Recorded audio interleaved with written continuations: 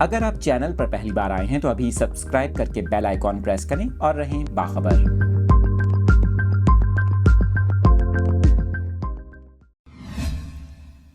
تفصیلات اپنے ناظرین کے ساتھ شیئر کر رہے ہیں۔ رمضان المبارک کے آغاز سے متعلق ماہرین فلکیات کی جانب سے اہم پیش گوئی کر دی گئی۔ ماہ مبارک کے حوالے سے اہم تاریخیں بھی سامنے آ گئیں۔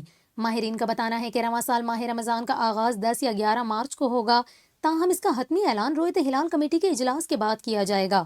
اس حوالے سے بتایا گیا ہے کہ اس بار رمضان المبارک 29 دن کا بھی ہو سکتا ہے، 30 دن کا بھی۔ اس کا دار و مدار رویت ہلال پر ہے۔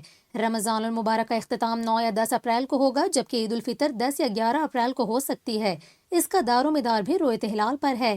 اس حوالے سے یہ بھی بتایا گیا کہ لیلۃ القدر رمضان المبارک کے آخری عشرے کی کسی بھی طاق رات کو ہو سکتی ہے۔ پاکستان میں لوگ بالعموم 26واں روزہ افطار کرنے کے بعد شروع ہونے والی رات کو ہی شب قدر سمجھتے ہیں۔ دوسری جانب آپ کو بتائیں، اس حوالے سے ایمریٹس ایسٹرونومی سوسائٹی کے بورڈ آف ڈائریکٹرز کے چیئرمین ابراہیم الجروان نے وضاحت کی کہ آئندہ ماہ رمضان میں روزے کا دورانیہ سالوں میں سب سے کم ہوگا، کیونکہ سردیوں میں دن کی طوالت میں کمی آئے گی، جو روزے کی مدت میں کمی کا باعث بنے گی۔